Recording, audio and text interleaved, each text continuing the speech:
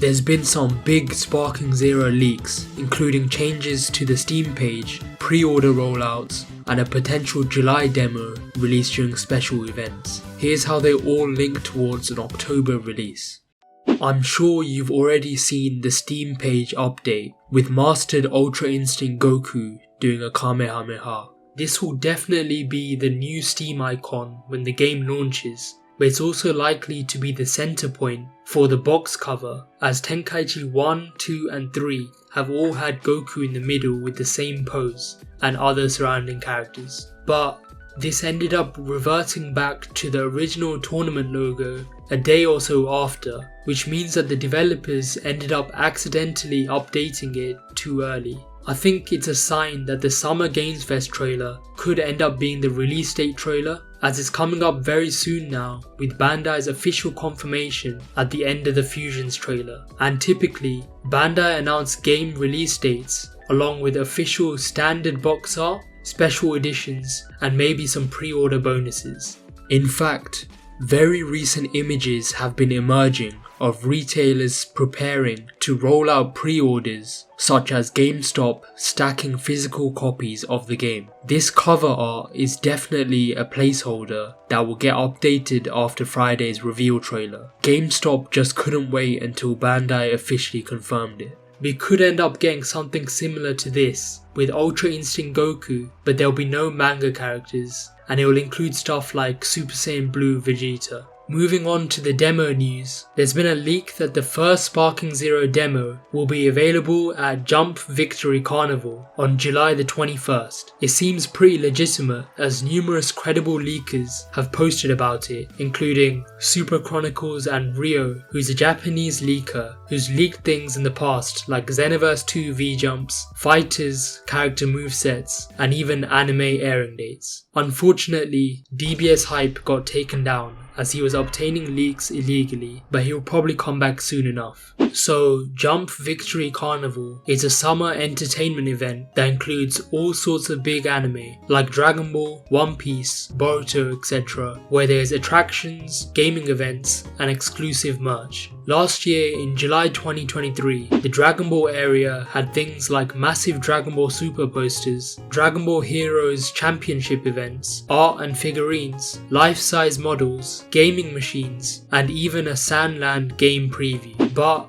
you might be thinking, there wasn't really any big Dragon Ball game news, right? Well, that's because in 2023, there wasn't actually any new Dragon Ball console games releasing, as Bandai tend to release them in 2-year cycles, like Kakarot in 2020 and The Breakers in 2022. Take Naruto and Boruto Storm Connections, which released on November 2023. During Jump Victory Carnival 2023, they also had things like gigantic Boruto attractions, commemoration videos, and posters. But they also had the first ever playable demo of Naruto Boruto Storm Connections. Fans could choose teams from up to a total roster size of 18 characters, which, by the way, for the final launch, the game had a total roster size of over 130 characters. For Sparking Zero, we're assuming for now a similar total roster size of 164 characters. So for the Sparking Zero demo at Jump Victory Carnival 2024, we could end up having around 20 playable characters too. Unfortunately, it does look like this will be an event-only demo that's not releasing to the public worldwide. You'd have to travel to Japan to play it, but I'm sure there'll be plenty of people that manage to upload gameplay on YouTube. Even if it gets taken down, there'll be clips on Twitter. However,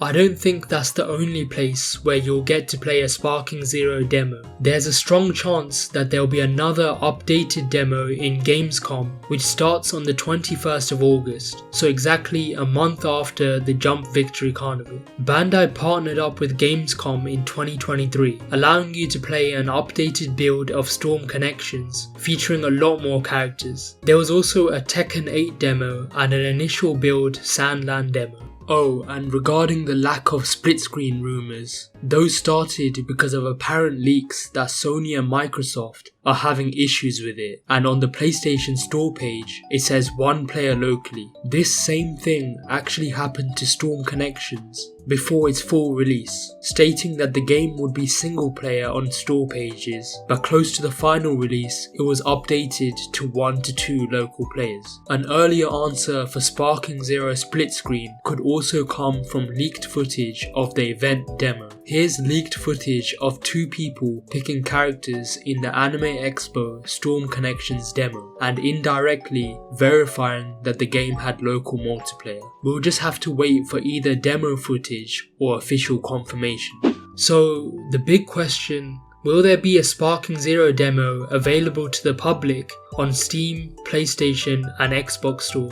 Honestly, it's looking 50-50 right now. The more recent 2024 Bandai games were Sandland and Tekken 8. Sandland had playable event build demos, but it also had a worldwide public demo that was released on March the 18th, which was roughly 1 month before the final game launched on the 26th of April. Tekken 8 had a worldwide public demo on all platforms that was released on the 14th of December, which is also roughly 1 month before the final game launch on the 26th of January. If Bandai end up releasing Sparking Zero on October the 3rd, as the current leaks are suggesting, the demo would end up releasing on Steam, PlayStation and Xbox stores around August the 27th based on this pattern, which would end up lining up and releasing right after Gamescom, which ends on the 25th of August. On the other hand, there's also been Bandai games that have gone against this.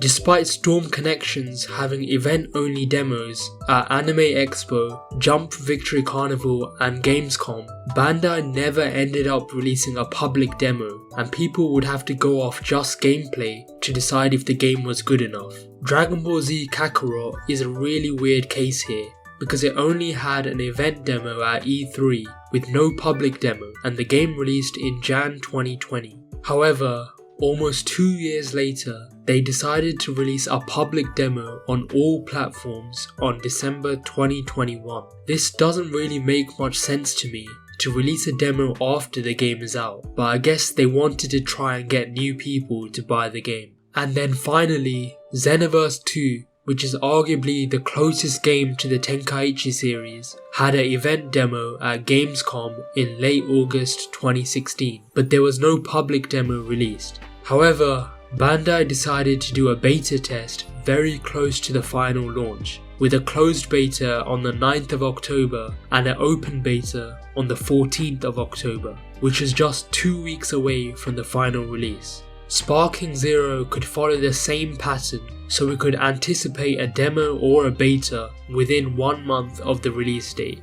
The positive news though is that if the Jump Victory Carnival leak is correct, there's a high possibility the game will end up releasing this fall anyway, as personally it wouldn't make sense to have a demo out for a game that isn't releasing in the coming months. Storm Connections announced a release date trailer on the 21st of August 2023, and 3 months later the game came out on the 17th of November. Dragon Ball Z The Breakers announced a release date trailer on the 21st of July 2022, and 3 months later the game came out on the 14th of October. With the official Summer Games Fest confirmation, if Sparking Zero announced its release date on June the 7th, it would make perfect sense for the game to come out on October the 3rd, which is pretty much 4 months later and follows the Bandai release pattern.